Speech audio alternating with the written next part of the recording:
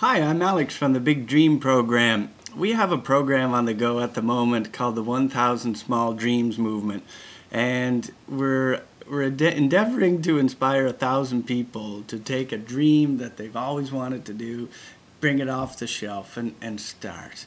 And you know, sometimes ages can go by, months, sometimes years, and we never really get around to those things that we really want to do, you know, and sometimes it takes a bit of a nudge, or it takes a bunch of people doing something together to get us, you know, off our butts and get started. So that's what the project is about. But this particular video, I wanted to talk about being scared, being scared to death, to try something new. All right, maybe I'm putting it a bit dramatically, but fear. And I have a little bit of a story for you.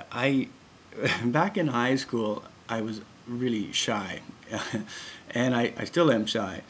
But high school dances were great fun in some ways and a source of utter terror in others, in the sense that you might dance with your friends and so on, all very comfortable and everything.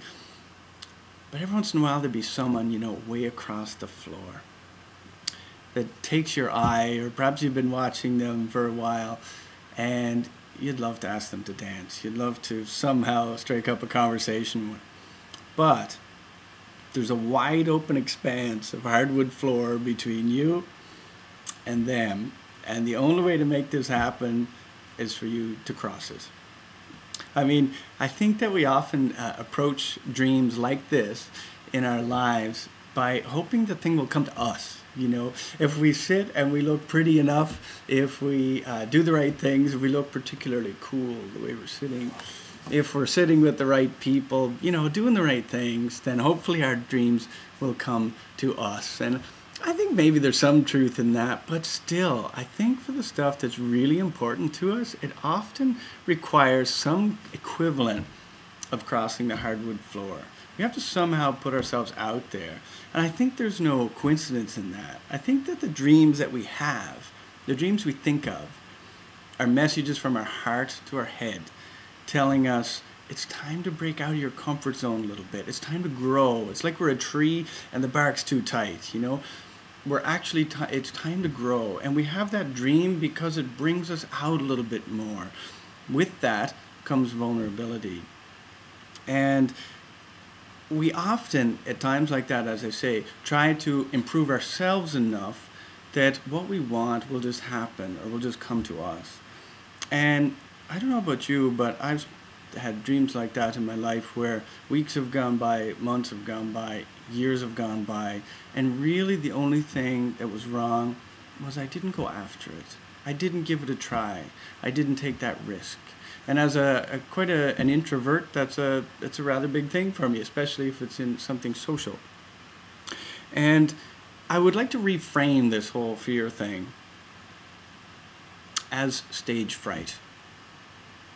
Because I think that we often don't do things when we're afraid of them, but those things could be, and most likely will be, some of the most meaningful experiences of our lives.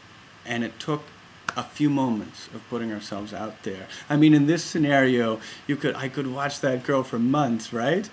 And it would actually only take a couple of minutes to, not even that, 30 seconds to cross the floor. 30 seconds of the hell, but it's still only 30 seconds, right?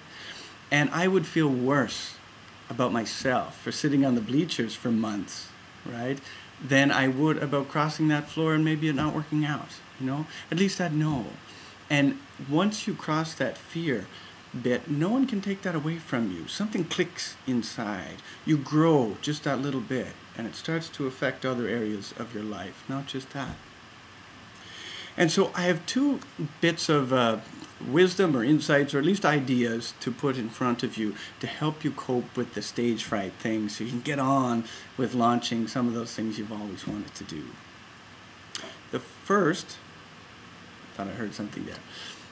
The first is getting our mind off the outcome. So when we're sitting on the bleachers, and whatever the situation is for you, when we're sitting on the bleachers, our mind is on the outcome, and usually the worst outcome, right?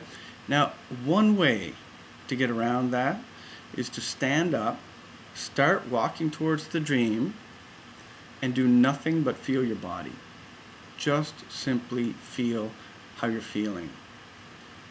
And people that try that almost always report something really astonishing. That the feeling they have inside is not completely unpleasant. There's something alive about it. There's something truly authentic and alive about taking a leap of faith, a bit of courage. It feels good to us. Keeping our mind off the outcome, just walking towards it, right? But all the while keeping in touch with our body helps an enormous amount and can help us cross that floor. The second kind of insight that I would like to put in front of you is support.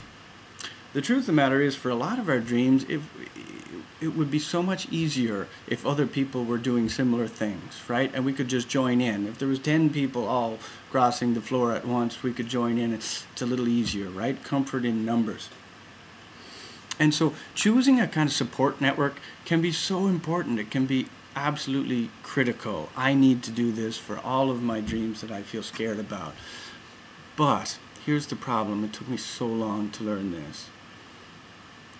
We can be wise about who we share our dreams with at first and who not to. Because when our dreams are in their infancy, they're like a tender little green shoot of a plant that we've just grown from seed. It's incredible, but it's only that high. And if we take it into some social situations with some people, right, it's like taking it out into a blast of icy wind. It's just going to kill the thing. And the worst thing is that we knew that ahead of time. We knew they were going to do that. And we did it anyway, right? I think it's almost a form of us letting ourselves off the hook. Oh, they told me I'm an idiot for trying that, so, I won't do it. Then you take your dead plant back home, right? That doesn't really help us in the long run, right? Nothing wrong with those people. Maybe they're just trying to keep us safe, right? But if we really need to try something, then let's find a support group, some people around us that can really support us, right? And say, you know what? You're doing something amazing, and I'm so behind you. And they'll get your back, right? And so I think these two things alone can be enough to get over the stage fright and try something new. And I hope you enjoyed this video, and we'll talk to you again soon with the next one.